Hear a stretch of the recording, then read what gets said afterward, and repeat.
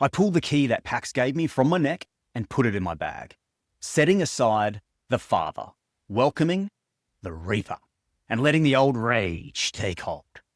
G'day BookTube, you're here with Nick, the Renaissance Bookman, and today I'm excited because it is basically Christmas morning for any sci-fi and fantasy lover, because I'm about to read Dark Age, Book 5 in the epic Red Rising series by the formidable author Pierce Brown.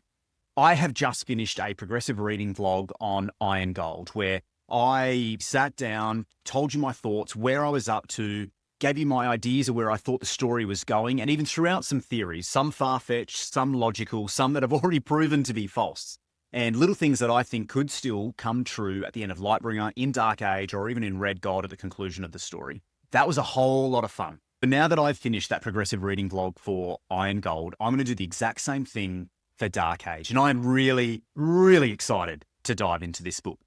Something else that I'm actually really excited for is in editing my Iron Gold video, I discovered that YouTube allows you to put a multi-choice quiz into your videos. So like the good teacher that I am, I'm going to be quizzing you, dear reader. So what I reckon I'll do is every 5-minute interval or something like that, don't hold me to it, I'm going to put a little pop quiz, and the questions will be hopefully relating to where I'm up to in the story. And chuck into your comments once you get through the entire video what your total score is going to be. Because I'm curious, how many of my viewers are peerless scarred? Or are all of you just pixies and bronzies? And now, fair warning, this will contain spoilers. Spoilers. There'll be spoilers all over this video. I assume that if you're watching this, you have read the first 4 books in the Red Rising series. And I'm obviously going to be spoiling the 5th book as we go along into this. So I will include little timestamps along the bottom at what page count I'm up to that point in the book. So you know, you can look ahead and be like, 570 pages in. When I get to that point in my individual reading journey, you should stop. And you get to that point, you stop and you listen to where I'm up to. And you can have your own theories. Chuck comments as we're going along. Tell me how much of a luddite I am and just how silly some of my theories are going to be. We can learn this story together as one. So let's bring ourselves up to speed. Darrow and the Sons of Ares successfully took the head of the sovereign, Octavia Owloon, and killed the Jackal. That's where we got to at the end of Morningstar. Mustang now finds herself sitting upon the throne, not of the dictatorship that the previous sovereign was overseeing, but rather of a fledgling democracy. The Republic is out in force with Mustang at the head. But unlike the old sovereign, she has given up much of her powers and instead given that power to the Senate, and unfortunately to Dancer and the Vox Populi being the voice of the people. In Iron Gold, Darrow did his best King Leonidas impersonation where he conducted an Iron Reign. He went to war without the blessing of the Senate. So he was cast out by the people. The favourite son was pushed aside, and he was on the run for much of that book. And whilst on the run, Darrow thought that if he merely took the head of the Ash Lord, he would be able to permanently cut the head off his enemy. And we know how that turned out. And unfortunately, when a father falls, the daughter, Atalantia, is there to stand in his place. And now Darrow and the Republic are facing this pincer grip from both sides, with Atalantia and the Core Golds pressing in from one side, and Lysander Owloon, heir to the Sovereign, and the Rim Golds squeezing in from the other side. Can our Republic survive? Iron Gold also saw the introduction of multi-points of view for the first time. And I will say it was a yes from me. It's a yes from me. I really enjoyed getting to know the perspectives of other people that were downstream from the decisions that Darrow made. What are the consequences of the revolution that he was undertaking? And we saw that through a low red, through a pissed off grey, and we also saw that through Lysander. Now, I really quite liked Lyria. While she was hard to read at times, and it created for this jarring reading journey a little bit in comparison to the all-action out there, testosterone-fueled violence of Darrow's storyline, I ultimately really enjoyed her storyline. I was absolutely pissed off by Ephraim. I do hope Cabax removes your arms from your body. Dude, you have a long hill to climb if you're to win me over in the next 2 books. And finally, we had Lysander. I loved Lysander's storyline, but interestingly, not for the character himself. I actually really, I found Lysander grating at times, and I didn't like what he stood for. I much preferred Cassius every time he spoke in that storyline, but I really enjoyed the other people that we got to meet whilst looking at things through Lysander's eyes. specifically Diomedes and the Rim Golds. I really like what they stood for, the honor. That is something that I can get behind. Now, there remains a number of unresolved little subplots and little storylines, and I also have some theories moving forward. Some that I think will be resolved in this book, but others that I think are a Lightbringer or even a Red God storyline. So first of all, into some of the unresolved little subplots.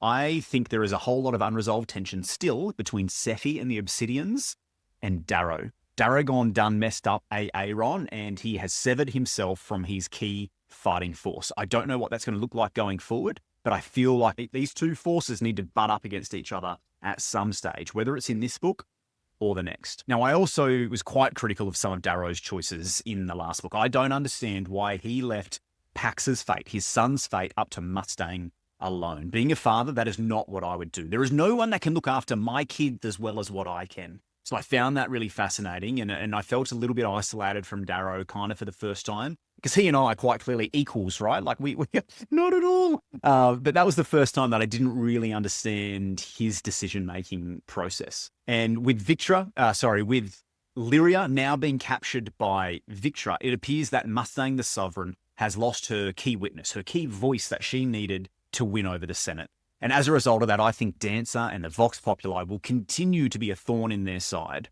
holding back those forces that Darrow is quite clearly going to need as he departs to go to Mercury, from Venus to Mercury, I think. Get my solar system right. Yes, that's correct. To Mercury, without Severo for the first time. He is going off with Alexander, with Rona, and with Thraxa, 3 really key people that I am really quite enjoying, which just guarantees they're going to die. Yeah, that's going to suck. All right, they're all going to die. But he's going away without Severo for the first time. So that's going to be really interesting. And I don't think Dancer is going to be an ally through this process. Now, finally, I've got a couple of theories. There are theories. So the first one that I've got is I think Apollonius, which I was just picturing King Xerxes from the movie 300, Apollonius will end up killing both Pebble and Clown, or he will kill Victra.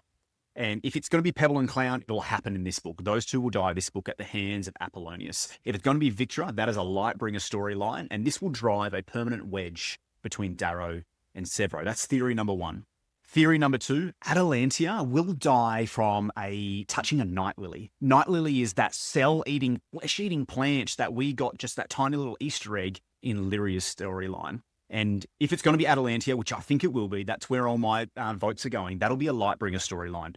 She will die at the end of Lightbringer as a result of a night lily. Pierce Brown loves his symmetry. He loves just planting the seed early and then seeing that come to fruition much later in his book. So I think we're going to see that same sort of Hamanthus Oil type storyline, but through the night lily in this set of books. I think ultimately that's what's going to happen, is I think we are going to overcome Atalantia at the end of Lightbringer, and then at the end of Red God, we have to decide, are we on Team Lysander or are we on Team Darrow? And I think one of those two is the one that's going to survive. It might not be who we want it to be. Lysander could end up being the hero, just the hero we didn't know we want nor need. We'll see. We'll see what happens at the end of Red God, but I think that's where we're going. But for this one, Night Lily will kill Atalantia. That's theory number 2. And theory number 3, Diomedes and Cassius, because Cassius is not dead. No matter what you think you read in Iron Gold, he is definitely not dead. Or at least that's what I think. Diomedes and Cassius will end up fighting alongside each other for the low colors.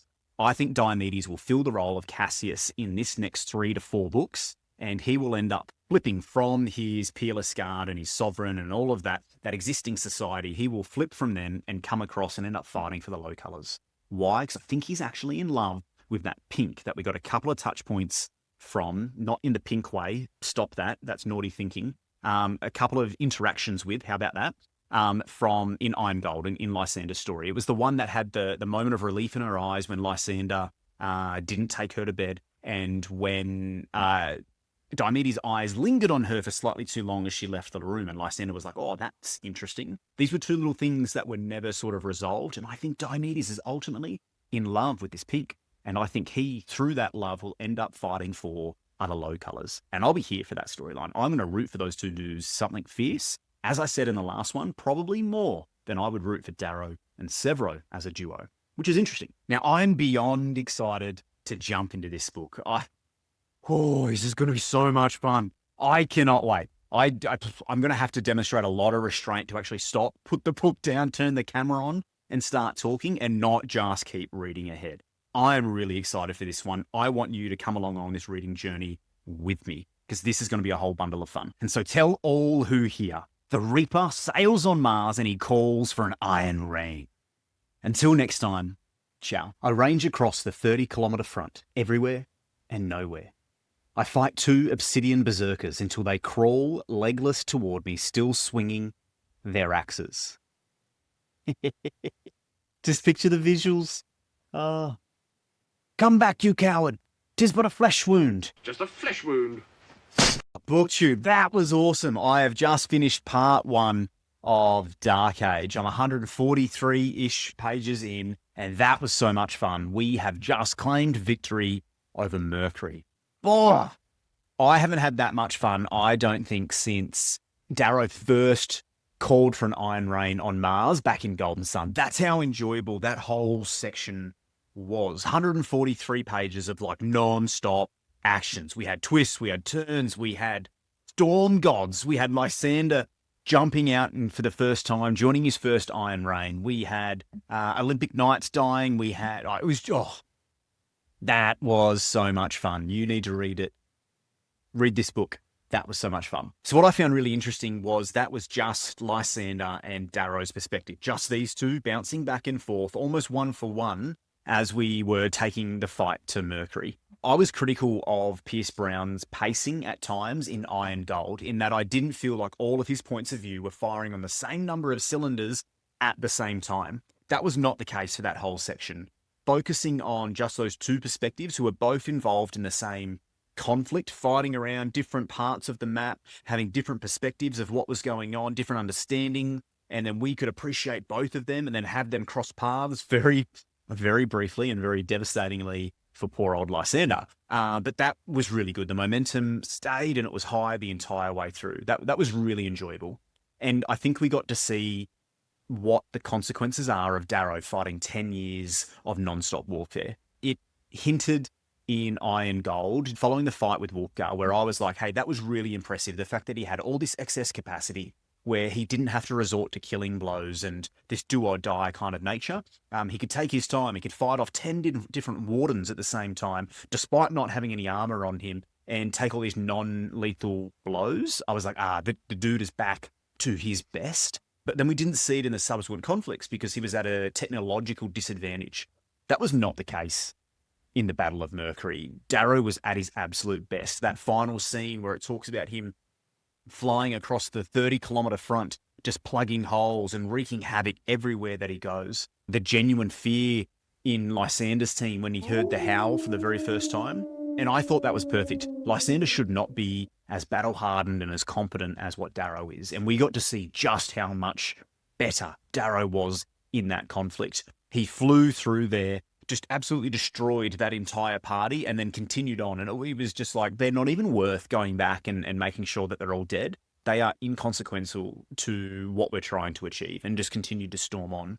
That was a lot of fun to see Darrow in full flight Achilles mode once again. We saw that at times during Golden Sun, and then he disappeared during Morningstar due to the box, which makes sense. And we saw glimpses of it in Iron Gold, but that was just full flight Achilles God mode, what we just got out of Darrow. Oh, that was so much fun. I've also decided that Dark Age, it's in the name. I'm going to have to introduce some sort of death hat tracker. We all know how Pierce Brown likes to use his hat of death every now and then to decide who's going to die.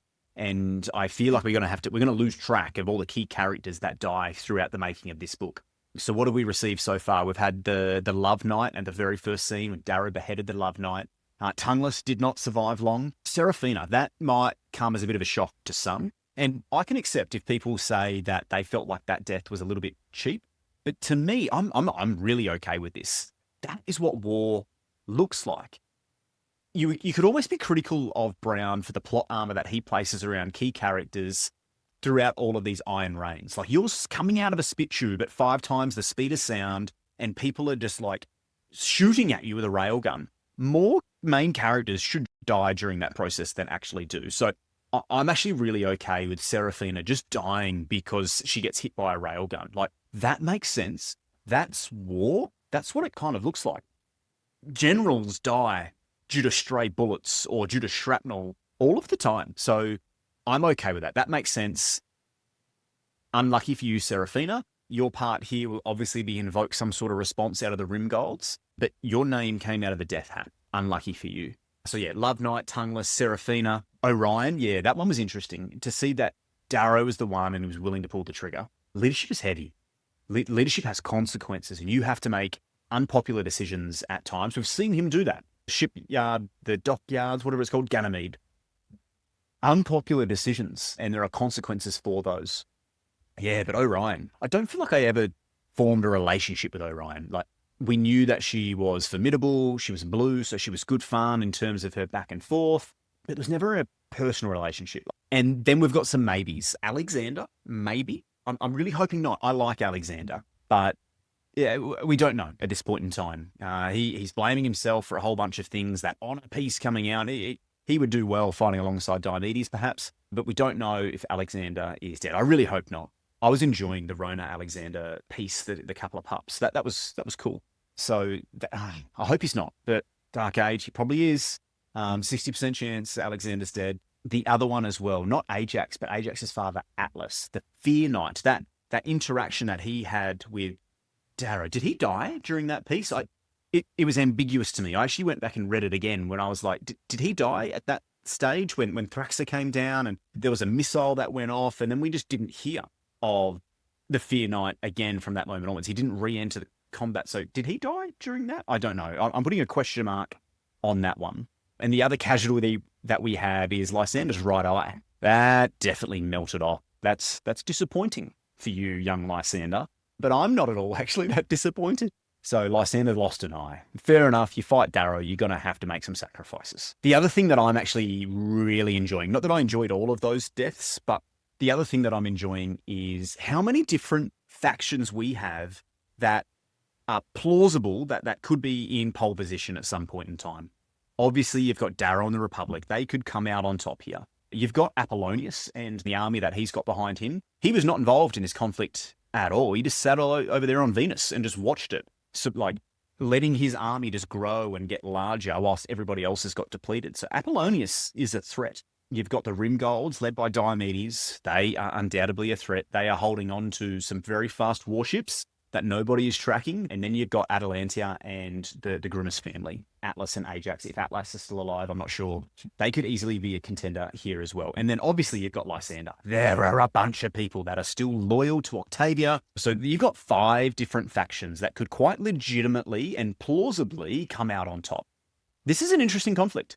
I think this helps Darrow. If it was just one person that they were fighting, I think Darrow and the Republic loses. But when it's all 4, and we're still not quite sure who Apollonius is going to fight for. I'm not sure who Diomedes is going to fight for. Lysander, I'm still not sure. No, we know who Lysander is going to fight for. The little turd, he is undoubtedly going to be against Darrow. We're going to face off against Lysander at some point. I'm looking forward to it. But no, that is enjoyable. The stakes are therefore higher because it's more credible number of threats. The other thing that I enjoyed throughout this section, as I've enjoyed throughout all of Pierce Brown's writing, is the little throwbacks to history. We got a little throwback to Operation Mincemeat with the body and the false data on it to confuse Atalantia's team in terms of where they were going, bit of false intel, and the Storm Gods. I don't know if anyone else was picturing this, but I certainly was. Anyone who's played the Zelda Breath of the Wild, those big, massive, mechanized elephants and what have you, that's what I was picturing when it came to the Storm Gods. Whatever reason, that's where my mind went. I can't emphasize enough just how enjoyable this was. The pacing was so much fun, and it was only part 1. I am slightly nervous that if this is what Brown's going to do for the rest of the way through the story, where are we now going to go and get 140 pages on just Lyria and Ephraim? If that's the case, whoa, that's almost like 2 different books side by side. But no, so far we are off to a really good start. This is as good, if not better, than Golden Son. And Golden Son was the single best book that I read in all of 2025. So we're off to a good start. Let's get after it. Until next time, ciao.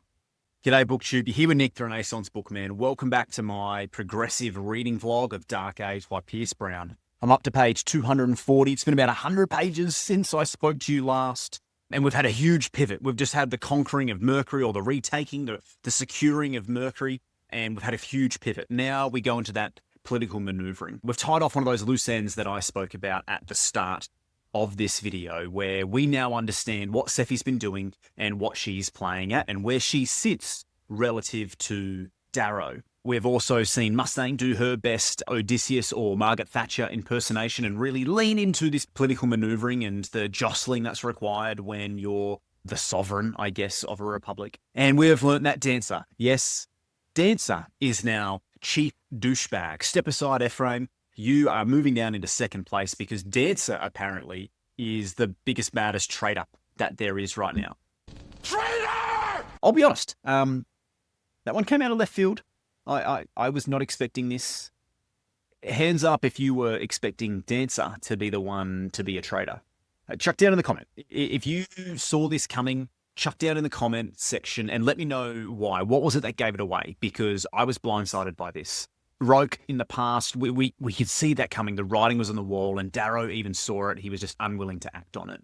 This one, like, Dancer being the head of the Vox Populi, being the voice of the people, does not lend himself to being a traitor, to committing treason and being the hand behind kidnapping the sovereign's child. Like, these things are not the same. Wulfgar, for example, we barely got to meet Wulfgar, but we understood that he was honourable and would stand behind the new republic no matter what. That's kind of the impression I was getting from Dancer, is he put away the boxing gloves, found his voice, and was going to be the voice of the people. So this one took me by surprise, but okay, we'll see what his motives are. I'm sure the Silver Tongue will have something to say about it. So let's jump into the first group of people that we've really done a bit of a deep dive in this section, and that is the Obsidians. Right from the start of Iron Gold, Sefi was showing a little bit of frustration. She wanted more from her people. Under the society, she saw what slavery looked like for the Obsidians. Now, under the Republic, she's seen what freedom looks like. And understandably, she wants more. She grew tired of her Obsidians being the blood that greased the war machine. We know war, but it is not all we know or will know. 7 centuries, they say kill. So we kill. 7 centuries, they say send sons to stars. So we send sons. Republic says we are free. Then Senate says obey. Send sons and daughters to stars. Kill for us. Die for us. So now we say the word Ragnar taught us. No. Now, I do feel for Sefi. She just wants her people to be treated with respect. And instead, all she gets is Mustang just manipulating, proving that she is far more intelligent than Sefi could ever hope to be, or at least in this context, in the way that, in the world that the gods, yeah, fair enough, have created. Mustang is just that step above Sefi when it comes to the manipulation that she's able to achieve. And man, the chick can't even take a break. She's doing whatever she can for her people, and then her husband's off chasing young tail. I've been on Team Cassius for a very long time. I really like what the guy stands for, in particular through Iron Gold. I am now firmly and squarely on Team Sefi. I want to see her succeed and damn everybody else. The second person that we'll jump into is young Pax. It was in this section that we identified or realised that Electra and Pax were picked up by the Obsidians when Ephraim deliberately crashed their vehicle, their spacecraft, their ship out of the sky. And now my issue with Pax all comes down to his age. Yes, I've come to accept that golds and us mere mortals are not the same thing. We might look the same, but we are not the same. So drawing a parallel between me and him is not probably appropriate, but I'm going to do it anyway. I can accept that he, at age 10, is going to be a better than average fighter. His bone density is greater. I get it. Cool. I can accept that. I can buy his capacity to pick up foreign languages and learn things really quickly. I can hit the I believe button and accept that he is really into cars and has a knack for that sort of thing. However, this is where it falls off a cliff for me. No 10-year-old, I don't care whether you're the Prodigal Son or you're a savant, you're the 0.01%. No 10-year-old understands the nuances involved with an affair between two mature adults. That was the bit where I was like, no, this guy wouldn't notice that. Yeah, he might notice that, he doesn't understand it and can't extrapolate what that actually means. And yet here he is doing that. I was just, I appreciate that Darrow, I was going to call him Darrow, that Pax is the equivalent of Lysander in terms of boy genius. But Lysander's was almost a little bit more believable because the kid was just neurodivergent. Pax, however, seems to be just a little bit too good at everything, a little Mary Sue at this point in time. He hasn't got hold of his temper. I'll give him that much. He was beating the crap out of a whole bunch of obsidians inside like a ring of death is the way that I was picturing it. But it was just that real maturity that's involved in understanding the nuances of a relationship. And I just don't think a 10-year-old's got that in them. Or at least this 10-year-old didn't. I was still, man, I didn't even know the female sex even existed. I was just running around playing football at age 10. But okay, again, I am not the same thing as a gold. We've come to accept that. But either way, I got my wish. No child or children were harmed in the making of this book so far.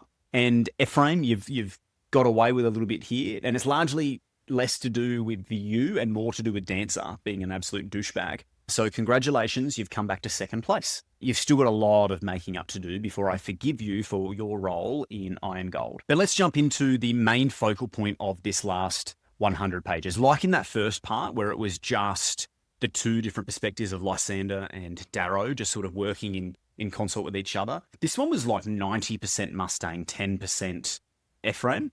And so the main focal point really was Mustang. And it was in this section that we saw Odysseus out in full force. And boy, was she doing well. We also got to see that the Jackal and Mustang really were twins. They are quite similar in terms of their capacity. In the past, Pierce Brown merely told us that they were equals. And in this section, we actually saw it for the first time. The Jackal, despite being an absolute sociopath, was quite clearly a genius. And I think we saw it for the first time where we would really believe, oh, hang on, there is something truly special about Mustang. Yes, she's been competent. Yes, she's had this air of almost arrogance and competence about her. However, in this section, we were able to watch her play that four-dimensional chess. She proved that she was a step above everybody else. But I am a little bit concerned. We know, and Pierce Brown has taught us to understand, that we can't have nice things. If anyone ever takes 2 steps forward, you better believe they're about to take 1 giant step back. Maybe even 3 steps back, or someone's just going to get beheaded before we even realize. So in this section, Mustang was able to get out from under the thumb of the Silvers. She was able to use a whole bunch of political nous to get the Coppers on her side. She's still playing Daxo like a fiddle. She has the Obsidians exactly where she wants them, having them believe like it's all their idea. And the most impressive thing of all, don't forget the psycho spikes. Is that what they're called? The truth serum, essentially. She's managed to perfect that, and we have heard a little tidbit earlier in the book that only Atalantia and Mustang are on equals when it comes to getting the truth out of someone. But the most impressive thing that we saw Mustang achieve in this section is that she managed to tame Severo. Severo has come back into the fold, come out from the weather, come back underneath my cape, young man. That was quite impressive, the way that she was able to show some of the emotional intelligence that Severo was lacking in the last book and actually able to get what she needs out of someone. So that was actually really impressive. But my concern that I have here, and as you can see it, she has just gone from success to success to success. The Republic's going to implode, isn't it? Something's going to happen. We're about to get a twist. We've had a little bit too much success here. I'm not quite sure what it's going to be. Obviously, Dancer. Dancer's been relatively quiet. We feel like we've got the upper hand. We've got a little bit of leverage on Dancer. He's got another card to play. I don't know what the guy's motivations are. He's just disappointed in the way that the Republic is being ruled. There's too much emphasis being placed on golds. The low colors are getting left out. Like, is that all that it is? If so, I'm not quite sure what devastation will come of it. No, because seemingly Pax and Electra are in the clear at this point in time. So I'm not quite sure. Daxo, like we're coming to really quite like Daxo. Cavax is on the sides, obviously still healing after he got his like face melted off by Ephraim. Or was it Volga? Volga did that to him. Either way, I'm just not quite sure what's coming, but something's coming, and I'm not that keen to go find out. Either way, I've actually really quite liked this emphasis on Mustang. I accept that it's a huge, it's a huge weakness for me, is that I often find myself falling in love with all the lead female characters in any sci-fi or fantasy book. And if I think about why, it all comes down to competence. They end up being these really charismatic and competent characters. Now, I fell in love with Mustang in Red Rising, and it's happening all again right now over that last 100 pages. She was just right up my alley. That was everything that I want to see in a woman. Fierce, independent, and wildly competent. So I enjoyed this section, not going to lie, but I am concerned about what's to come. Oh, and it was during this section as well, we got another reference to the Night Lily. That was one of my hot takes from one of my theories that I had at the start of this, is that someone was going to die from the Night Lily. I said it was going to be Atalantia, but we got a lot more context this time. We had Mustang talking about it, and she had just been talking with Holiday about the Syndicate Queen. We have a new front run. Stand aside, Atalantia. Come on forward, Syndicate Queen. Here is my hot take. The Syndicate Queen, the Queen of Hands, whatever we're calling her, she is going to die when she touches the Night Lily at some point in time. There we go. That's my new hot take when it comes to the Night Lily. Now, stepping back from all of the characters and just looking at the way that Pierce Brown is crafting this story, the political maneuvering is a different pace to Mercury. We had to catch our breath following that fight scene anyway. Otherwise, we were going to be back to Golden Sun, where it was just fight scene to fight scene to fight scene. We have a more involved story now, and so it was a necessary pivot. And I haven't been upset. There's still been enough of Severo maneuvering in the background. There's been enough tension, I guess, building in what the Obsidians are trying to achieve, and you can visualize where they may end up and what they're going to be involved in going forward. So there was enough tension there. The stakes are still building in the background. The stakes are still plenty high. It's just a different approach to get to it. So again, this has worked well. Ephraim and Mustang worked well together. I like what Pierce Brown has done in terms of the pacing. I haven't been disappointed. It didn't feel like we fell off a cliff. It was necessary to catch our breath. And I will say, though, I am ready for our Achilles to go and hunt down Ajax. Let's go see if that's where this takes us. Or let's see what the disappointment is to come, because we can't have nice things, Pierce Brown, can we? Until next time, ciao.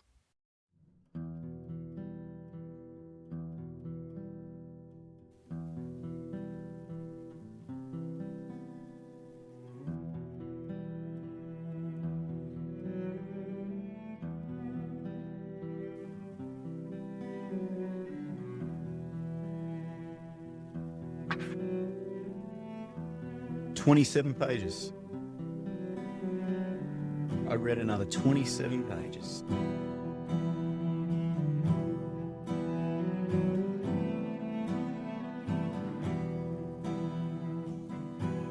I did say I was concerned that too much good was happening, and that the fall, the destruction of the Republic was just around the corner. I thought it would take more than 27 pages. Lilith? Lilith is back? Didn't Lilith die? Didn't Aja kill Lilith? Is that what happened? No. No, Lilith was sent off on another ship, and she was sending nukes. Of course we didn't see her die. The Ash Lord blew her ship up. She wasn't on it. Lilith did. At least I now know who the Queen of the Syndicate is, who is going to die from a Night Lily. It's going to be Lilith. Lilith. That makes sense. Daxo's dead. Just got beheaded. Add him to my list. And Holiday? Did Holiday die at the start of that? I thought Holiday died and then she started shooting at people. Dancer's dead? Dancer wasn't the jerk that I thought he was going to be. Go figure. He was just same-sex attracted. And we still live in a world where that's the crime. So that's what he was embarrassed about. I trust that Severo got out of Tokyo alone. Pierce Brown does this all the time. You're probably not hearing any of this. This is how, not prepared I was. Sorry for destroying the volumes and all that.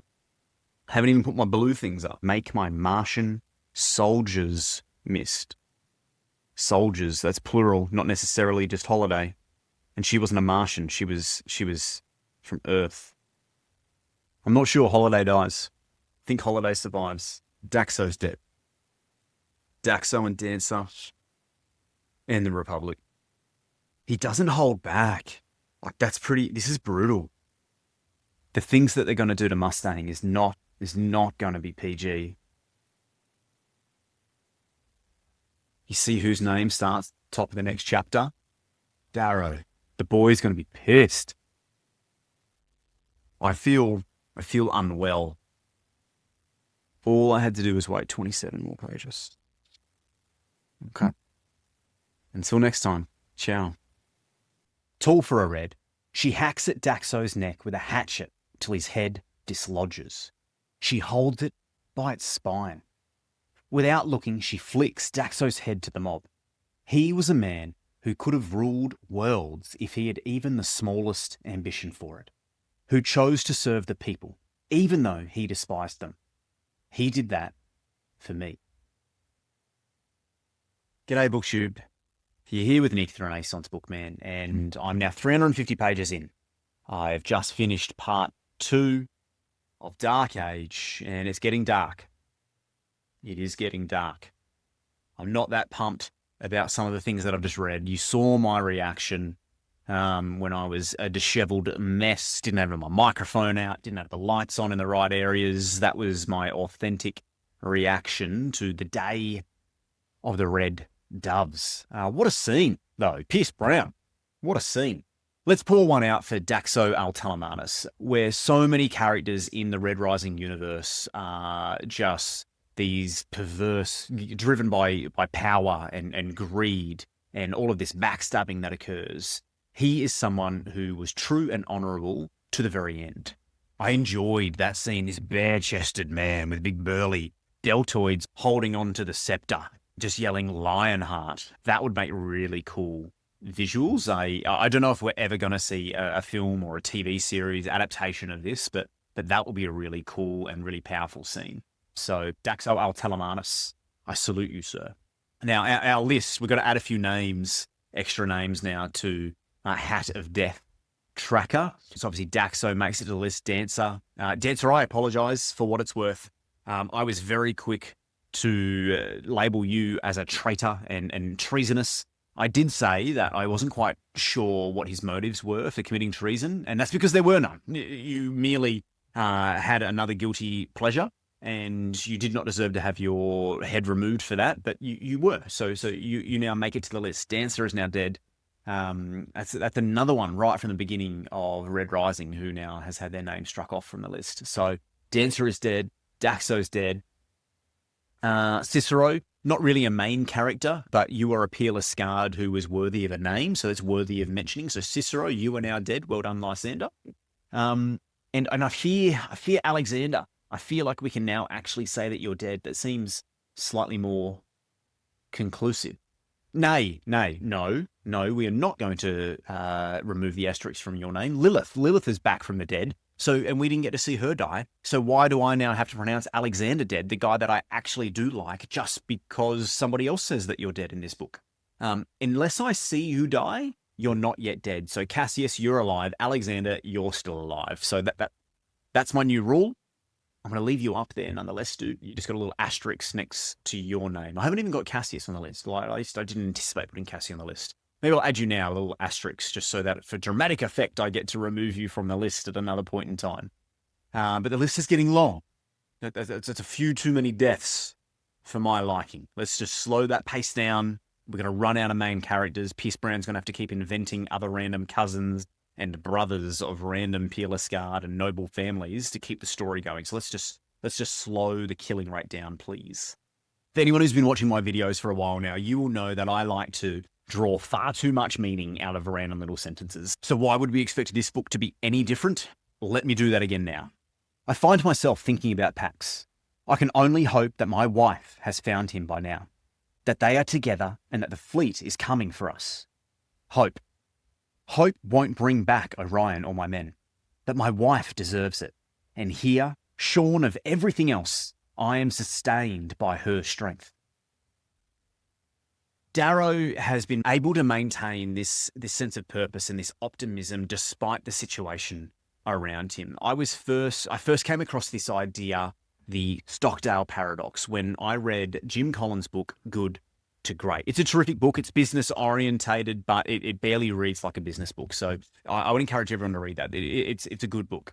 And in this, we come across a character, Admiral James Stockdale, Admiral Stockdale was the highest ranking officer in the prisoner of war camp, the Hanoi Hilton. He ended up serving 7 years in absolute brutal environments when he was shot down over North Vietnam. And when asked, how is it that you survived all of the torture, the starvation, the deprivation of all of your rights? How is it that you survived this? And he quite clearly said it was a unique balance of hope, but a pragmatic understanding of the way that things are, understanding your reality, but remaining optimistic throughout that process. The Stockdale Paradox is a technique to navigate challenging or ambiguous or apparently hopeless environments by combining the ability to confront the brutal facts of your current reality whilst remaining hopeful and optimistic that you will get through this. Those that survived the Hanoi Hilton had that unique blend. The outright optimists, they were always saying, hey, we're just going to, after Christmas, we will get out. Christmas would come and go, and they would be like, oh, after Easter, we will be out of here. Easter would come and go, and then they would say, after the next Christmas. And then these men would end up dying, always looking ahead, going, the future will come, it will come, never actually accepting the reality of their current situation. The pessimists, well, they didn't even last to the first Christmas. So if anything, be an optimist, right? Because at least you're going to survive the first 12 months. But it was the Stockdale Paradox, that understanding, remaining hopeful that you will get through this whilst acknowledging and being pragmatic about the brutality of your current situation. I think Darrow has that. He acknowledges that Orion is gone and I probably can't replace her. My son is missing, and he doesn't even know it at this point in time, but his wife is missing when he makes this statement. Yet he remains hopeful. He holds on to the belief that he will get through this, and not even probably through his own strength. He says it'll be through the strength of his wife that he will get through this. Now, I don't know if that's the way it's going to play out because she's in a bit of a pickle at this point in time, but it doesn't really matter. There is a lesson in that for all of us. All of us will face trials and tribulations at different points in time, and we don't just want to stick our head in the sand, be an ostrich and be like, this too shall pass. We need to acknowledge the facts, but remain optimistic, remain hopeful that we will get through it. The Stockdale Paradox. I really liked that. If you want to know more about it, go and read Jim Collins' Good to Great. Darrow appears to have every right to be hopeful because every now and then, manna falls from heaven. In this instance, it came in the form of anti-radiation medication and water and fresh supplies that just help solve a few of Darrow's problems. So he has every right to be hopeful when manna falls from heaven. Darrow also appears to have his little core group of generals singing from the same song sheet again for the first time in a while, realistically. But it felt kind of tokenistic, that whole process through which he separated himself from Screwface and the others, and as they made their decision, it felt a little bit tokenistic because when the big bad guy threatens to behead all of the decision makers, if they do in fact wave the white flag, what chance are they to wave the white flag? No group of 5 or 6 people is that honourable that they will all lay down their lives and be like, yep, let's all just walk out there and then wave the white flag, have Atalantia come down and have us all beheaded. Like, it was just never a reality. So I didn't really believe that process. I felt like we were merely treading water until we got to the point where, okay, now Darrow has another plan. I am interested to see how Master Lego Builder Galastries, or however you say that guy's name, is going to be involved, not only in this little environment, but the future story. This is a guy that suddenly is finding his name popping up in almost every storyline, despite some being on Mercury, on Luna, in space. His name is just popping up everywhere. So I'm keen to see what the modern day Da Vinci is going to do to get Darrow and the team off Mercury. Ephraim. Now, I genuinely laughed out loud during the mop scene. They turn their glowing, evil red eyes towards me, and I laugh when they do not fire. But I am a spirit warrior, and I point my rifle at them, pull the trigger, and shoot down my leg. Because I am alone amongst a pack of hunter-killer robots, and it is no rifle in my hand. It is only a mop. Now, I genuinely laughed out loud at that scene. That was a whole bunch of fun. Ephraim, you are not off the hook yet. I still have not forgiven you, despite the fact that I'm enjoying your storyline and where it's going. No, actually, you are absolutely not off the hook yet. Dude, you can't encourage an 11-year-old to smoke. That is not okay. You are a terrible role model. You need to stop this immediately. That is not okay. You are, I'm scratching your name off the list. All the progress that you have made, you are back to square one, Ephraim. Ephraim, however I want to say your name. But I have long been interested in Quicksilver's killer robots. When you consider grav boots, jam shields, pulse armor, rip wings, the Drakenjaggers. Now, why can't we just remove the human from all of this technology and have these autonomous killer robots? Darrow, there is your answer. Embrace mutated, carved, hybrid animals that just hunt down and kill Peerless Guard and embrace autonomous killer robots. There is your army. You want to grow up to be an old man and live with packs and whatever is left of Mustang on a beach somewhere in old age? There is your solution. Mutated animals and autonomous killer robots. It's a sci-fi book after all. Like, let's lean into those stereotypes if we can. One thing I'm finding interesting is that halfway through Iron Gold, I decided that Apollonius and Ephraim were exactly the type of villainous, personable villains that we needed to make that story really come to life. Yet halfway through Dark Age, and I kind of have a soft spot for both Apollonius and Ephraim again. I'm not sure if that's meant to be the case. Like, Apollonius has barely had his name mentioned at all throughout this book. And yet I'm finding myself liking the guy. Is that because Adelonia is kind of evil and Lilith is outright evil? And the Vox Populi are proving to be evil.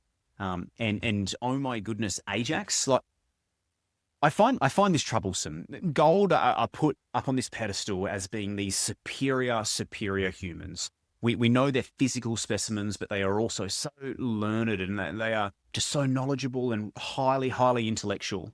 And then you have Ajax, who willingly, in a really petty way, snatches someone's shirt off them, throws it on the ground, and urinates all over it. Cassius did a little bit of this in Red Rising, and it wasn't until my second read that I was like, oh, what a petulant little schoolboy. And it kind of turned me off Cassius for 5 minutes. And Ajax is doing the exact same. I think that's why I'm finding myself liking Apollonius, because whilst he is brutal and is quite clearly power hungry, he's an intellect. He's into classical music. He plays violin like an absolute wizard, and he's verbose. Did anyone notice that at the start of the book, where you get the descriptions of the glossary of all the different key characters, and it describes Apollonius as verbose?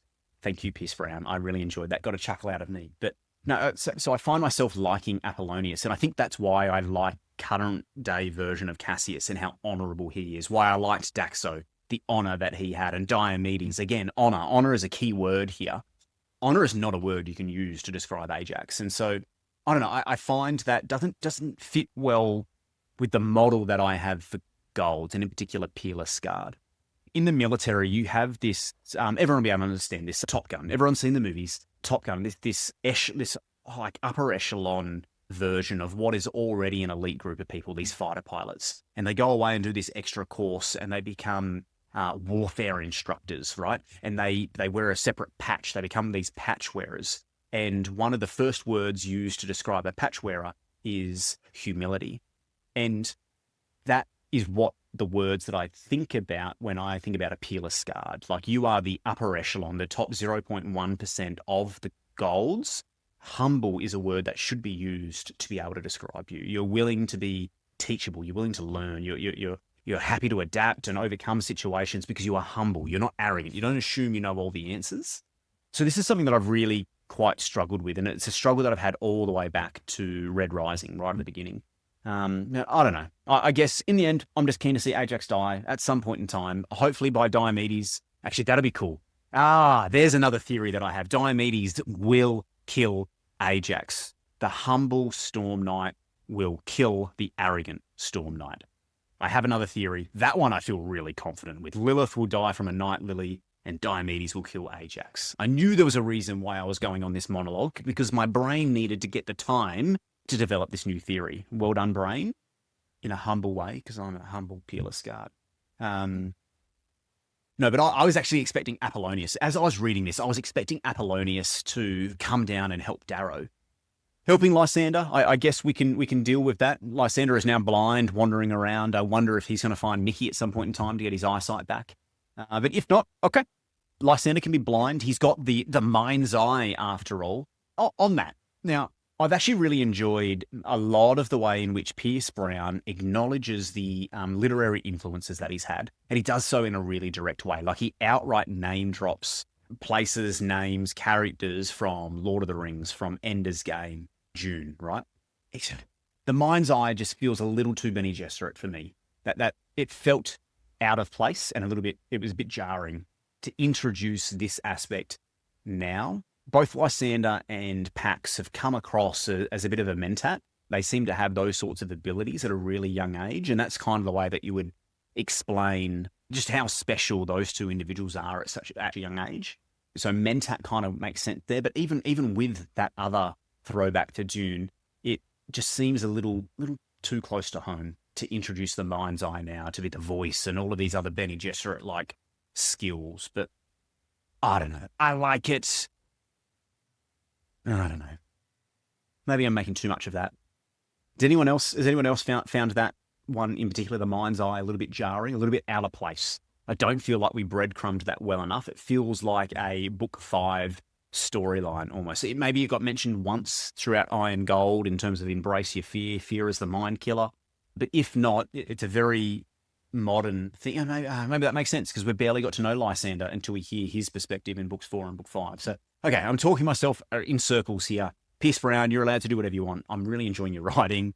I acknowledge, and you have acknowledged, that you've taken heavy influence from Dune.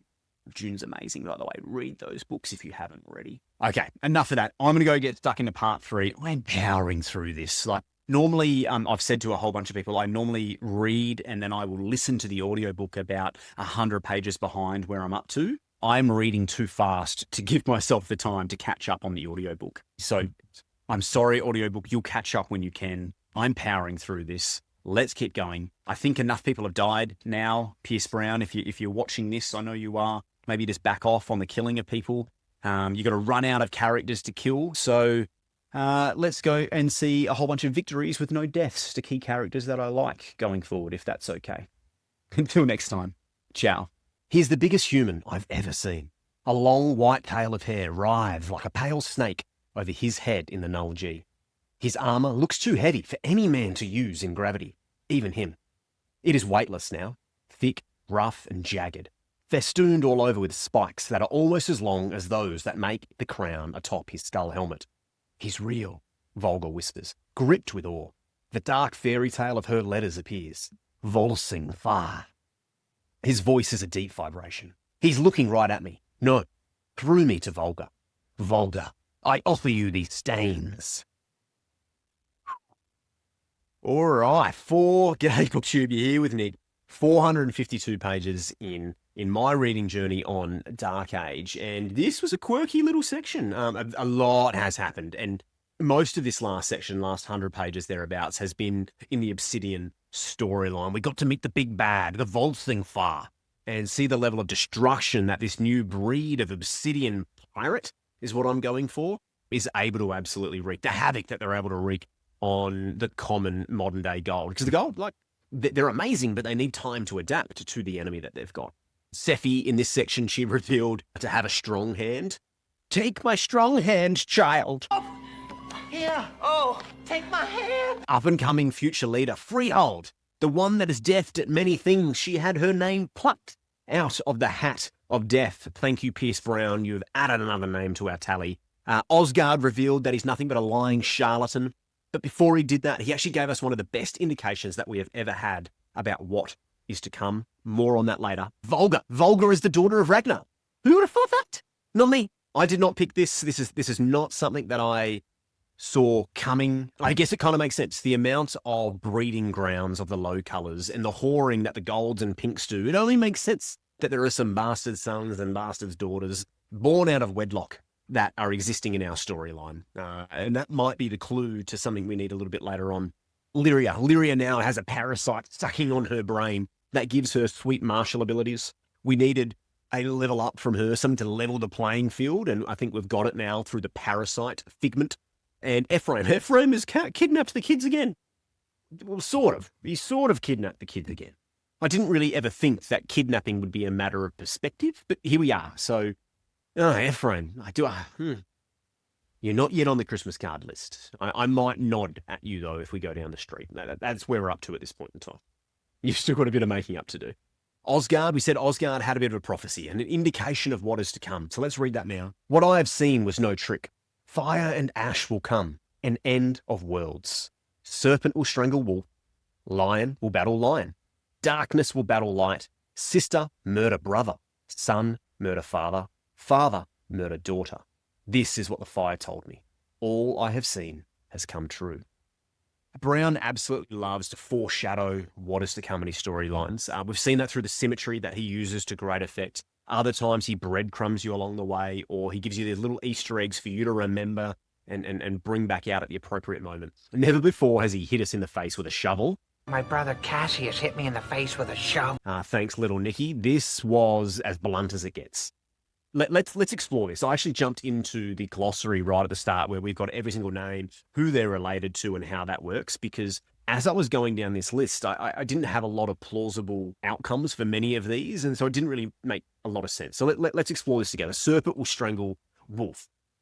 As far as I can tell, it is only Atalantia who associates herself with the serpent. I don't believe it to be the whole Grimace family. So this is an Atalantia storyline.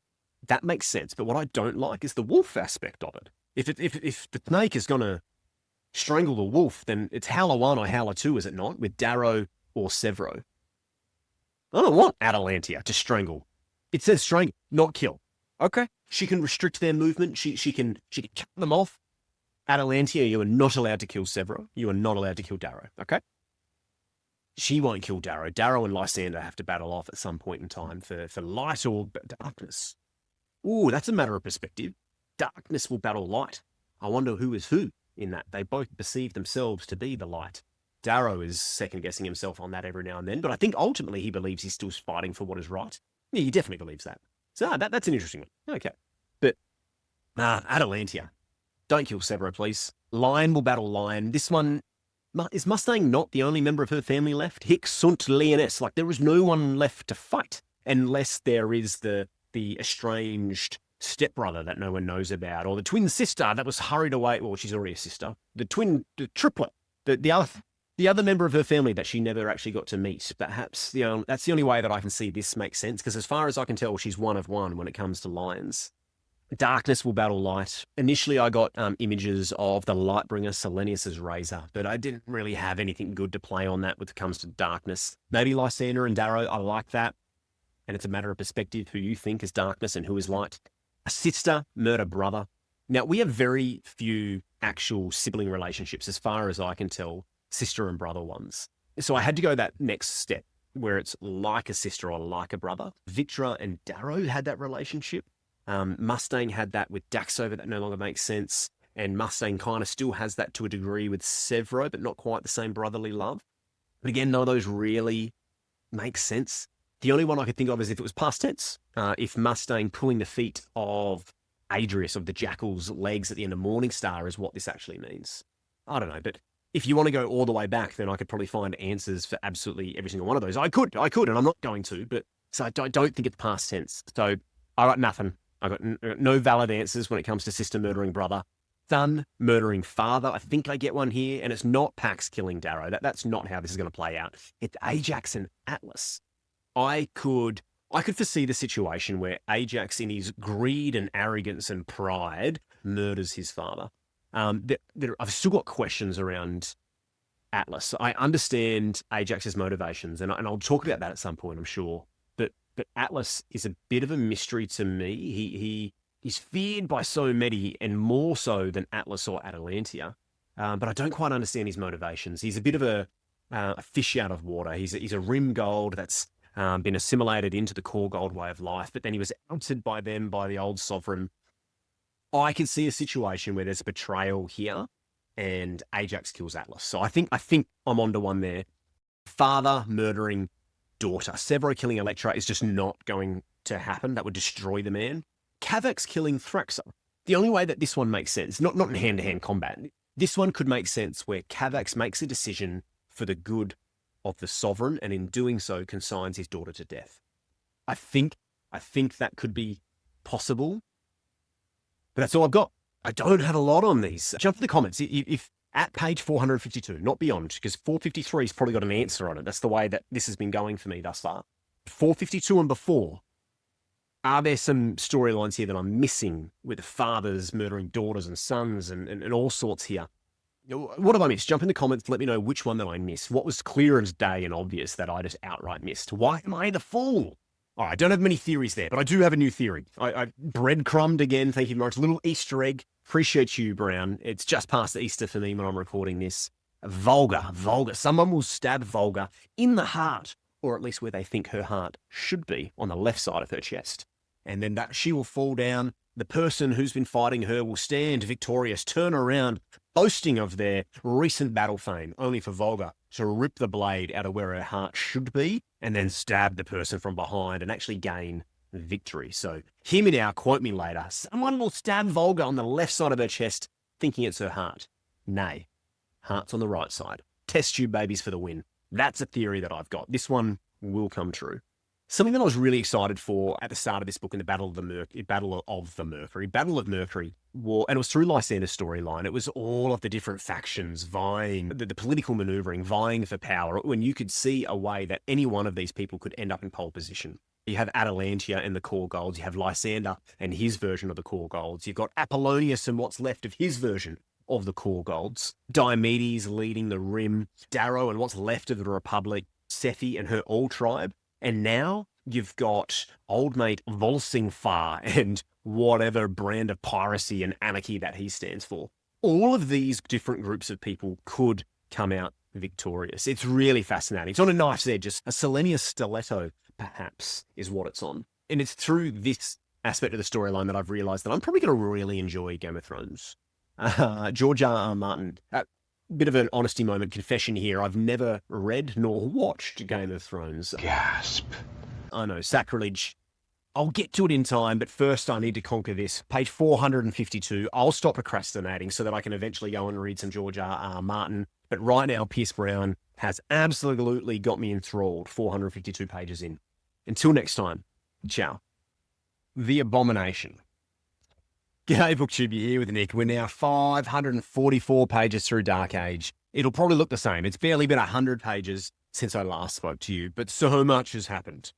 Brown's done it again, not but one chapter after I stopped and started recording last time. He goes and introduces this major twist. Last time, it was the day of the Red Doves. Very nice. And this time, it was the introduction of cloning in the Abomination. Adrius is back, but in a 10-year-old form. Do you think 10-year-old Adrius is going to have to battle 10-year-old Pax and 10-year-old Electra? I wouldn't mind seeing that. I'm okay with that. Electra, hatchet face. Let's rip the throat out of young Jackal. Brown is, he's touched on the idea of cloning like 2 times maybe. Sophocles the Fox is the obvious one, and then there's the scene just before the Day of the Red Doves where Severo's like, no, let's not clone Big Cavax.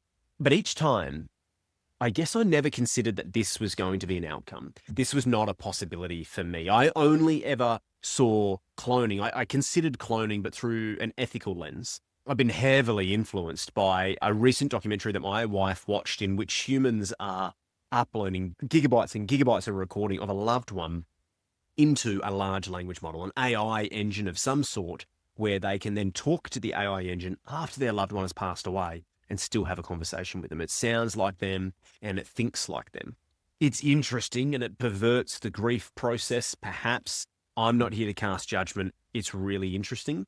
But that's the lens in which I had considered cloning, not this maniacal, self-love, world-conquering domination thing, whatever it is that the Jackal had in mind.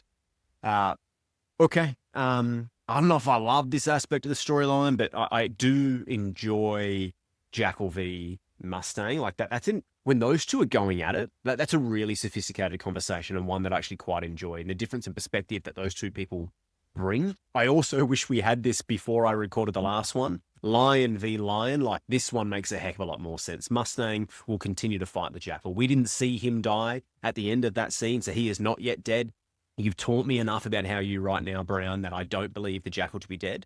So that one would have made a heck of a lot more sense. But I didn't have it then, so I couldn't predict it. There is no way you predicted this. Don't even jump and pretend Don't pretend. Don't lie to me. Don't jump in the comments and tell me that you saw this one coming. I'll know that you are lying. The Night Lily. I'm going to take a victory lap when it comes to Lilith and the Night Lily. I believe the phrase was, hear me now, quote me later.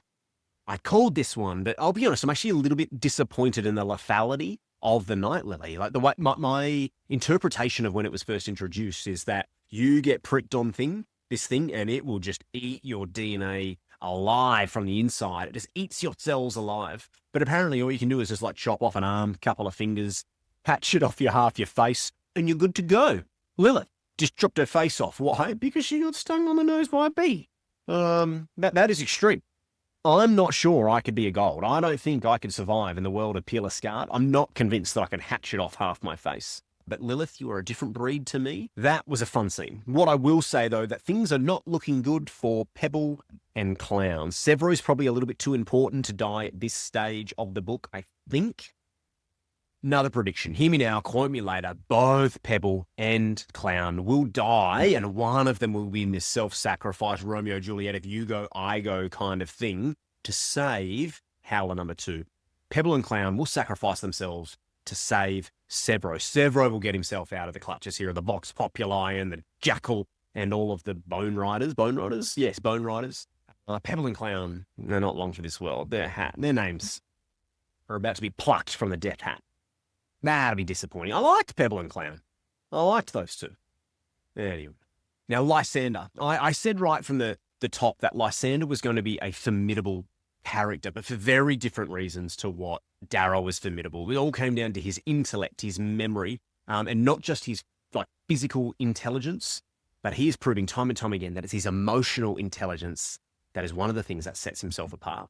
The way in which he's able to get to the root of someone, their core inner being, what it is that makes them tick, and then latch onto it and twist and manipulate someone. It's really quite impressive the way that he does it, and it's going to make him a really formidable character. One-on-one combat, no, like let's not kid ourselves here. He is not that person, even with the mind's eye or whatever he's doing there. Bene Gesserit's skill set, that's not what I'm talking about. It's his ability to move in the shadows and craft and manipulate and warp people. It's quite impressive. My favorite part about all of this, our boy, Alexander Al-Alkos is not dead. Thank you very much for this one, Pierce Brown. The hat giveth, and the hat taketh away.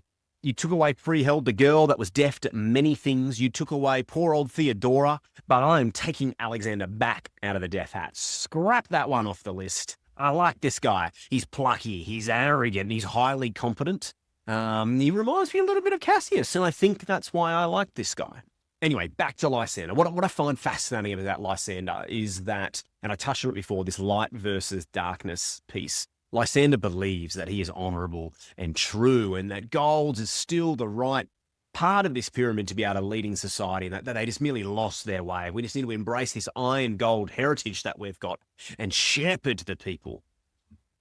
It sounds a little bit like Cassius's argument. He's just forgotten that Cassius was going about it the other way. Cassius felt that the golds could never come back and could never find their way, whereas Lysander is like, no, I can shepherd them back. Under my wings will be okay. No, I don't believe you, Lysander. You're not that competent. You're not that good, okay? Anyway, he's not a sociopath. He's not the Jackal. He's not Ajax or Atlas. I want to talk about those two in a second. He's not Atalantia. He is kind of like Mustang. He's a little bit more Mustang than anything else. And so I find that fascinating, where you've got these two forces in Darrow and Lysander who both believe themselves to be honorable and true, to be the light, to be the vehicle through which we can actually save society and be the best version of ourselves that we can be. Only one of them is going to be accurate because they're coming about it from two different angles. I think that's where we're going to at the end of this story. If not, I've got this completely wrong. But anyway. Okay, Ajax and Atlas. I've wanted to talk about these guys for a while. Now, Ajax is pretty straightforward. This dude, he's got mummy issues. Aja quite clearly loved Lysander a little bit too much growing up, and so he's got some resentment stuff there. So he's trying to prove himself. He's arrogant, he's prideful, he's vengeful, he's all the things the Bible tells us not to be. That's who this guy is. That's very straightforward. Atlas, however, I find far more interesting. What are his motivations? He was He's got so many different influences. The first and most obvious one is the Ascamani. He was out there hunting the pirates for a very long time. What happened out there? We don't quite know. I don't feel like we've had that explained to us. He's got the Ra storyline. He was a Rimgold, yet he's proven to be not nearly as honourable as Diomedes and Romulus ever were. Yet he's assimilated in with the core Golds, yet they cast him out. The Sovereign, the late Sovereign, she pushed him out to go and hunt pirates. He knows that he was sent to essentially die. Yet he's back fighting for them. I'm super curious. Is he the puppet master? Or is he himself a puppet of Volsingfard? I like saying that guy's name. Is he the puppet or the puppeteer for Volsingfar and the Ascamani? Or am I getting that completely wrong? I find him fascinating because he comes across as despicable in the way that he creates these forests, right, and booby traps every single one of them. Yet he so quickly just consigned himself to kind of the same level of torture by, within like 3 sentences, going, yep, Lysander, you've got 5 days. I'll go get tortured for a bit, fill your boots and see how you go. Why? Does he believe in Lysander that much? Anyway, I find Ajax and Atlas quite interesting. Atlas more so than Ajax, because I just don't quite understand his motivations yet.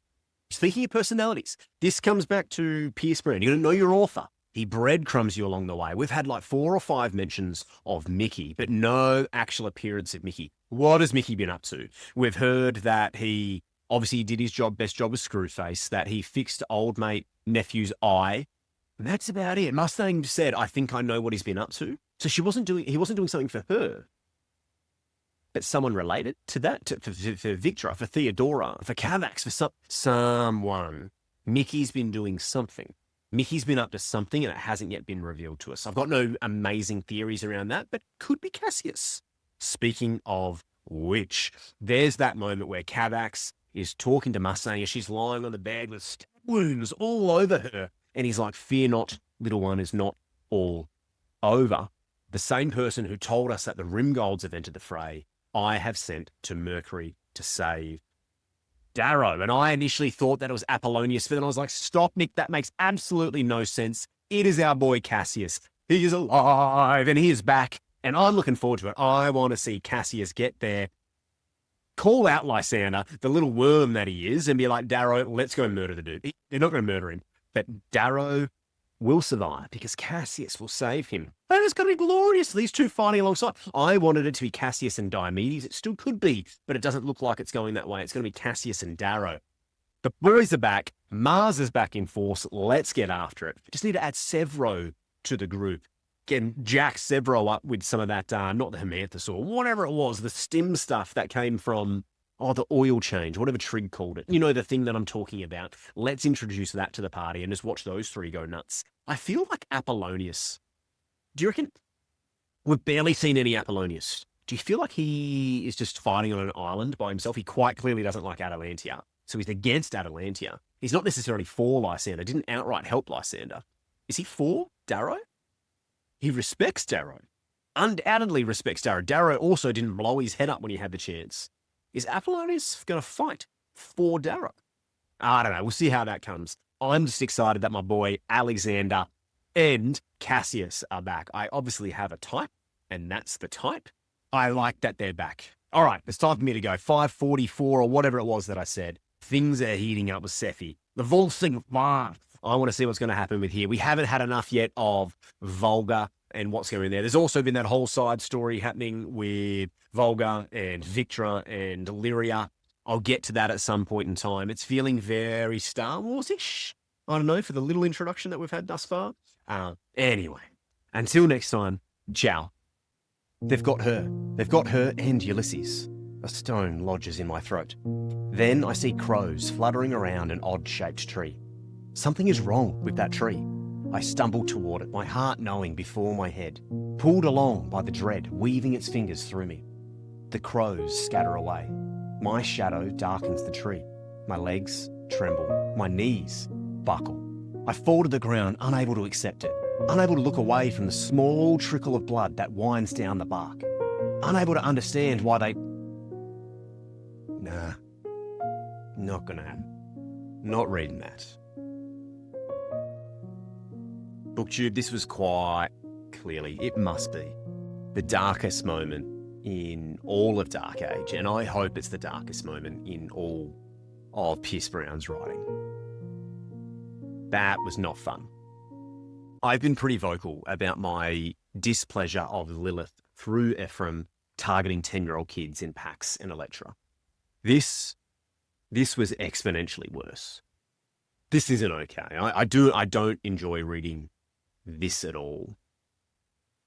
When I finished that sentence that I'm now refusing to read for you now, I sat there with my head in my hands, just in silence for like a solid 3 minutes, dumbfounded, unable to continue reading.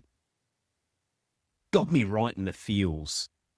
I'm sorry, Jack, but you're wrong. The deepest circle of hell is not reserved for betrayers and mutineers. There is a group of people that are far worse than that.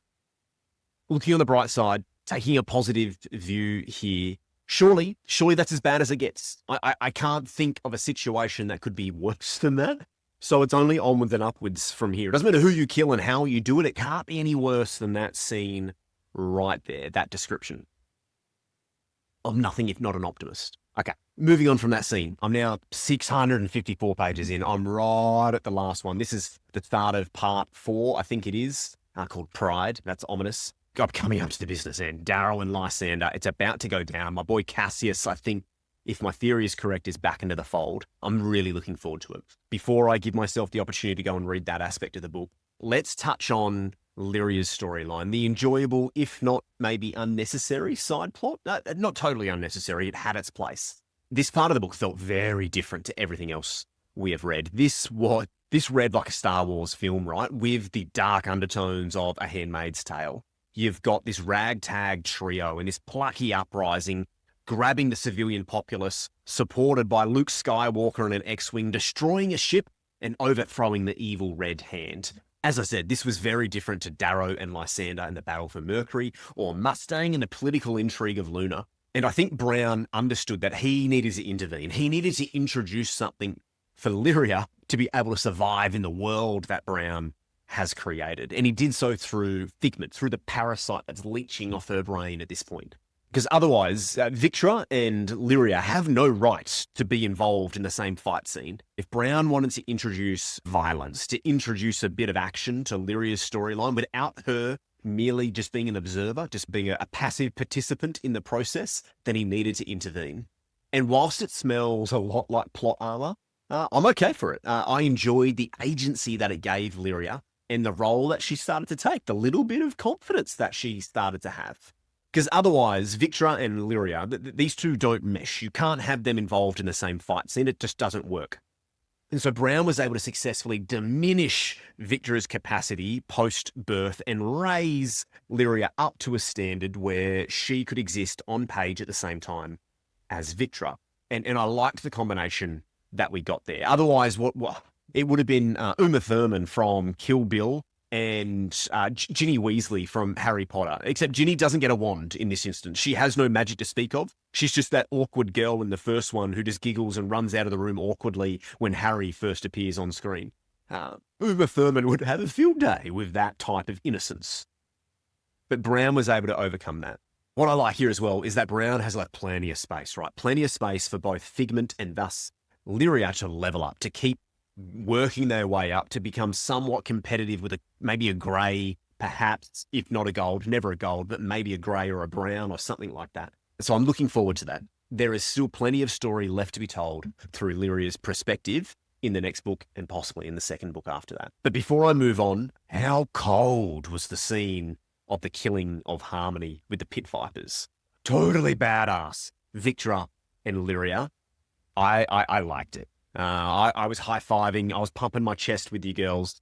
I really liked that scene. Harmony's not a fun person. I was totally okay overthrowing her and her random breeding program that she had going on. That was a little bit weird. I get it, but I didn't like the child bride piece either. That makes me feel really, really icky and dirty. So I was very happy to watch a wicked serpent just like feed into your stomach. That's unpleasant imagery unless you're Harmony. I'm totally okay seeing Harmony die that way.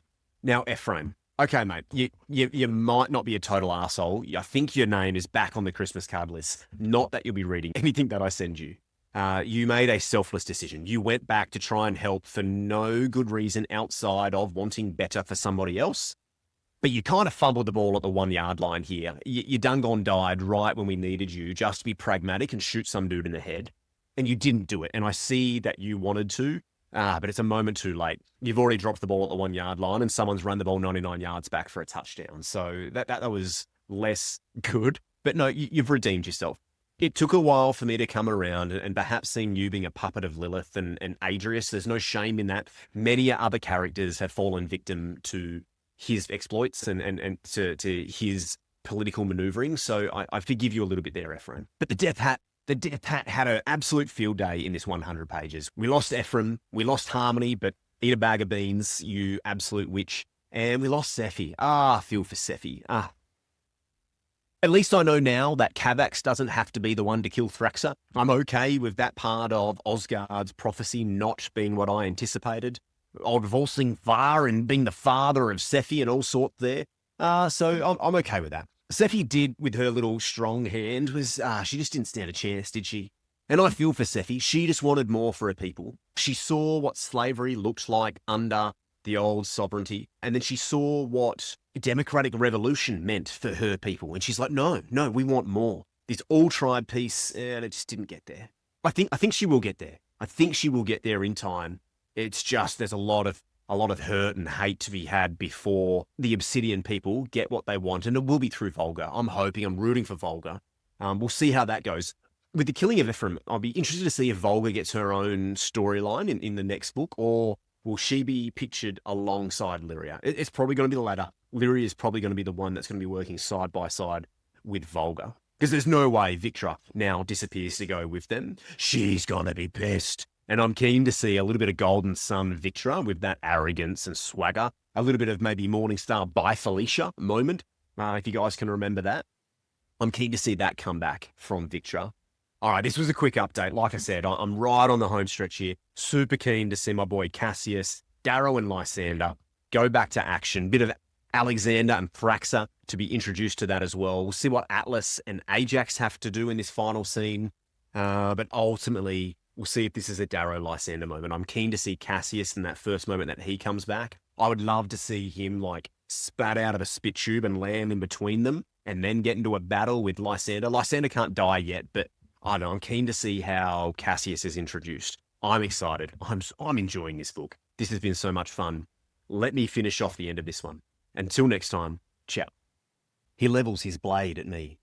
How about you pull that big iron from your boot and we settle who's the heir of Arcos? He sneers at the gun. No honor? No time. I shoot Alexander in the head. This is not how I wanted that to play out. Brown, I desperately wanted to see the scene where Darrow, Cassius, Diomedes, and Alexander, I think the four best swordsmen in the entire galaxy, were all on the same team. And you've just taken this away from me. This better not have been a true, genuine Death Hat moment, because I'll be pissed.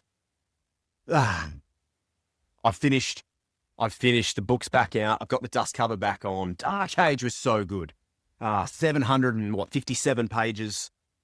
I can't begrudge Lysander for being pragmatic, for putting efficiency over honor or whatever else it is that our boys, the ones we love, are so often doing.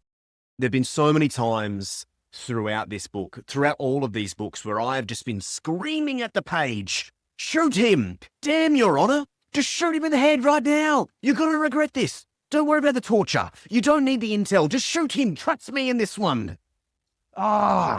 Darrow had the opportunity right back in Red Rising to kill the Jackalby before he became the formidable force that he was, and he didn't do it. Sevro wanted to kill Lysander, and he got told he wasn't allowed to do it.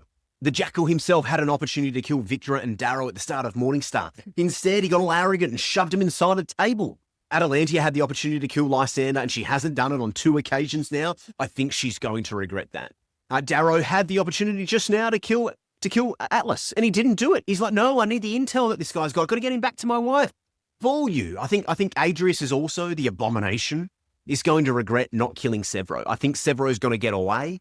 And he's going to regret that. There's just so many of these. Ephraim knew he should have killed Xenophon. I was like, shoot him, dude. Doesn't matter. You're about to die. Shoot him right now. And then Ephraim as well was like, hey, Sefi, damn your honor. Screw this whole Alltribe shenanigans cultural stuff that you got going. You should be killing Volsung Far right this second in time.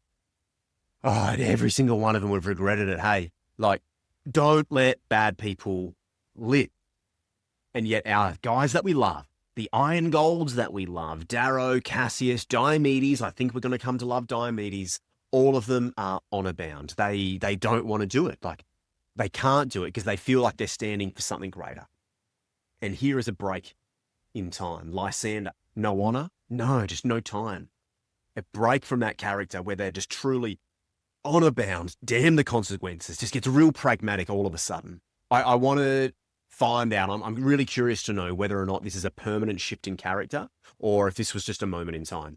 I think it's going to be a shift in character. And I think this is why we end up really hating Lysander and loving Darrow, loving Cassius, Diomedes and the others, Mustang and the like, because they stand for something and continue to stand for something despite the consequences.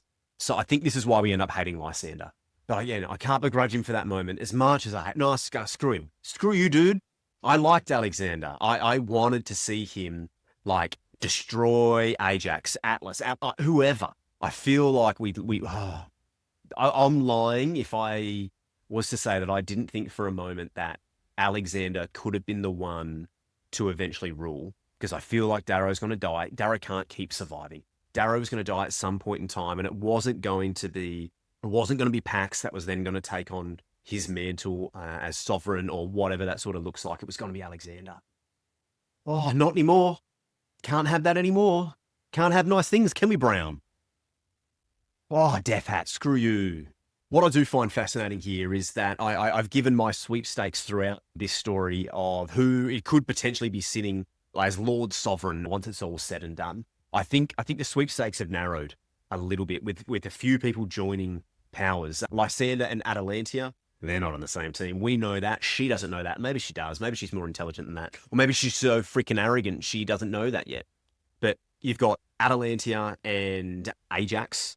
You've got Lysander, who now has Apollonius, Atlas, who I think therefore Volsing Far and the rest of the Obsidians as well. I think that's the way that works in the end. Darrow and the Republic, obviously. You've got the Abomination and the Vox, or whoever it is that seems to be on his side, which is a little bit weird. And you've still got Diomedes and the Rimgolds. Yet, when it comes down to it, Apollonius, not interested. The Abomination can't possibly win here as a 10-year-old. And I don't think Diomedes is interested as well. So you got Lysander in first place at this point in time. I think Darrow and the Republic are still in second place, despite being in shambles. But I'm trusting Cassius. I was disappointed. I wanted more Cassius. But anyway, I think Darrow and Cassius will be able to team back up. I think Thraxa's still alive. She's got a role to play, but she's not with those two. I think Rona's still alive. I think Rona and Thraxa will team up together here. I think Darrow will get back to Mustang and be able to join forces with everyone on Mars in time. Maybe he'll be Gandalf on the third day from the hill at the rising sun or something. I don't know how that'll play out. But coming back to the sweepstakes, so Lysander's in pole position. Darrow's in second, and I think Atalantia is the only other credible option sitting in third. I think the others are just not an option here. So we've got still got a whole bunch of factions, a whole bunch of political intrigue to come, but I think it's a race in three. And I'm okay with that. I like the three choices that we've got. Apollonius is an interesting character. He's going to kill some people. He could kill Darrow. I do fear that he'll kill Darrow. Okay. But will it be an honourable death? I'm finding it hard to not like Apollonius at this point. One of the other things that I've bounced in and out of a few times since we got it, and that's Ozgard's Prophecy. I think this is one of the most blunt instruments that Brown has thus far used, where he has told us what is to come. So far, I think we've seen a few of these come to fruition. I don't anticipate there being any red herrings in this. I think this is truth, this is true data, and we'll sort of see what we've got out of this now. I'm just going to read my notes. So Serpent will strangle Wolf. I'm hoping that Atalantia and what she achieved to Darrow on Mercury is the strangling. Otherwise, it's quite clear that this is an Atalantia v Darrow storyline. Serpent strangling Wolf. Lion will battle Lion. This one became clear as day. Mustang and the Abomination. We didn't see him die, so he is not yet dead. Brown has told us how he works there. So that'll continue to happen. Darkness will battle Light. This one's an interesting one. I think this is either Volsing Far representing the darkness and Sefi and the Alltribe being the light, or it's the Loon Praetorians where they chant Ad Lucum, which is to the light. That is one thing that stuck out to me there. But I don't know who the darkness is. Is Atalantia the darkness? She could quite possibly be. Is this a Loon v Grimace storyline? I actually think this is going to be Loon v Grimace in this one, light v dark. Sister, murder, brother. I got nothing. I got absolutely nothing for sister murdering brother. Yeah, absolutely nothing. Son, murder, father. I still think this one is Ajax killing Atlas. I think Ajax will discover that Atlas is betraying Atalantia and is actually in cahoots with Lysander, and I think that's how that'll play out. And then finally, we've got father, murder, daughter. I think we've got resolution on this one. This was Volsing Far. I like saying this guy's name. Volsing Far killing Sefi. Okay, my overall thoughts. This was epic. This was such a good book. Oh, the hype was absolutely worth it. I loved this. Importantly for me, Brown fixed his pacing issues that he had during Iron Gold. The introduction of multi-POVs meant not all of his POVs were firing on the same number of cylinders, and we had these jarring moments where we lost a heck of a lot of momentum in our reading journey. He fixed that. He fixed that by simply going, hey, I'm just going to narrow my scope. I'm only going to deal with these two storylines at this point in time because they're both involved in the same conflict. Then we're going to break away from that. And then I was concerned. I was like, oh, I don't know if I can go 200 pages without hearing from my boy Darrow. But then what I got on the other end of it was just as good. And it was a different story, but man, it was enjoyable. There was some side plot-ish aspects to Lyria's storyline. It just felt like a different style of book, but I think we had 3 different books. We had Golden Sun, essentially, with the battle for Mercury and everything that was taking place there. We had so much more political intrigue on everything that was happening on Luna. And then we had a Star Wars novel, essentially, with what was happening with Lyria and on Mars with the Battle of the Red Hand. But overall, like, the way that he pivoted then between these different points of view means the pacing was excellent. It was totally engrossing. There was 757 pages, and I reckon on at least 14 occasions, I got full-body chills. Just single sentences, and I was like, whoa, you got me there, Brown. I feel that. You're putting hair on my chest. You're invoking emotion. I'm pissed off. I'm angry. I'm really, really sad. Ulysses, my mate. Oh, like, I understand Dark Age. It was potentially not as dark as I thought it was going to be, which is going to be shocking for some because Ulysses, that was not fun reading. Harmony, that was pretty sinister. What took place there. Every time we saw Atlas and what he was doing was not fun. The torture scenes were really quite dark. The Day of the Red Doves, that was terrific writing. That was so good. There is still no greater visual for me than those moments where Daxo is just bare-chested, heaving his way through 4 meters of death, screaming, Lionheart.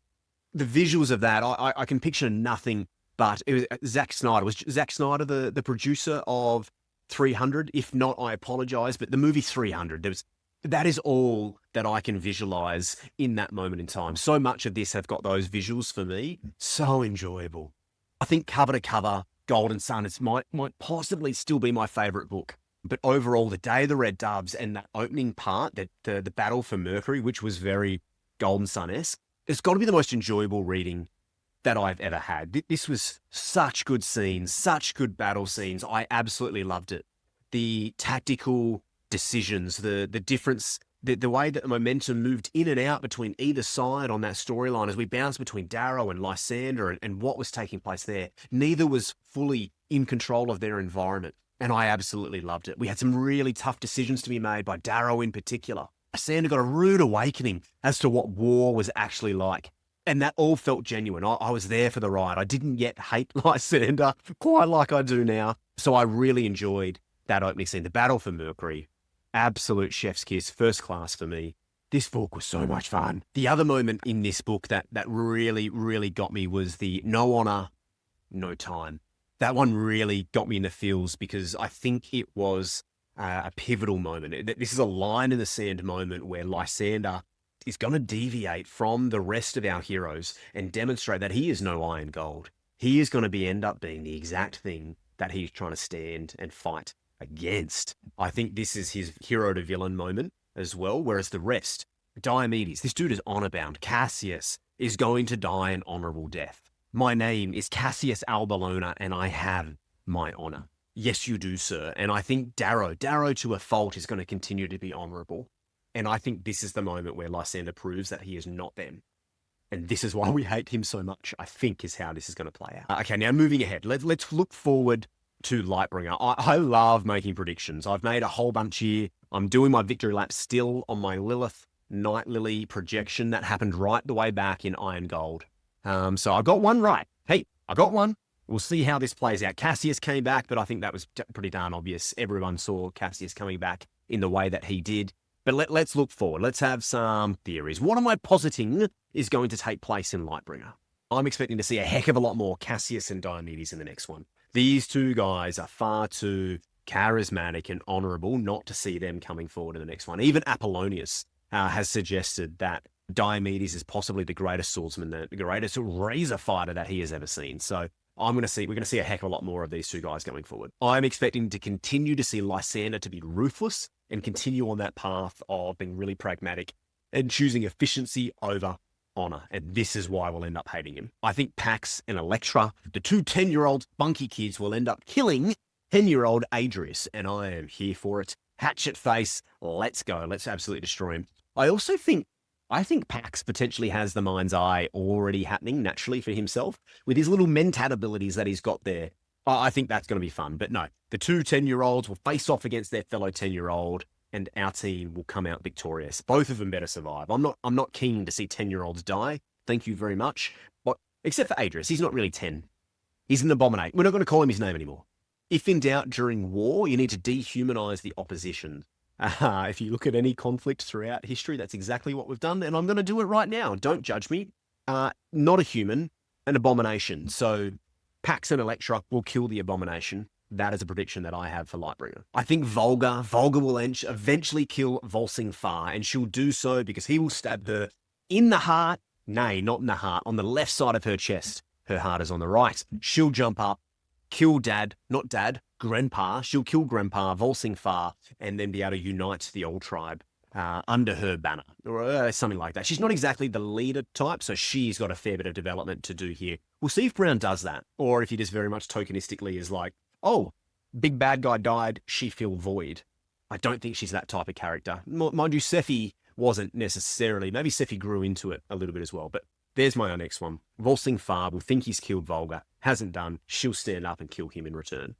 Mickey, my boy Mickey, he was just teased throughout this entire book and throughout Iron Gold. Mickey is going to be deeply involved in a twist that we've got.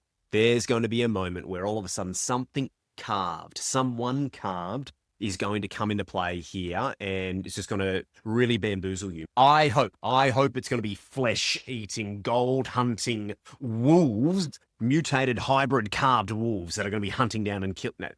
It's not.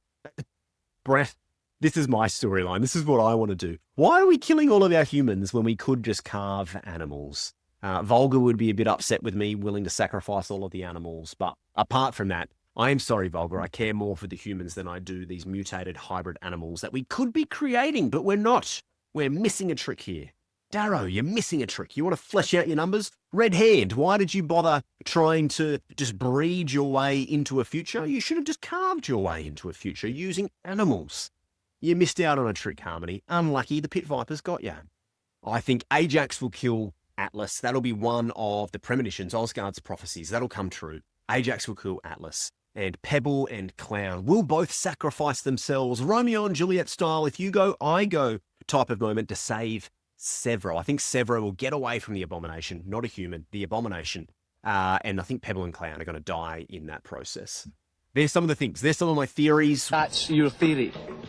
See if they come to pass at all. If you've got theories, I know you've got theories. You can't be reading a book like this and not be like, oh, I wonder if this is where that's going. Chuck them in the comments. I promise you I will respond to every single one of them, unless this goes viral. This won't go viral. It's a progressive reading blog.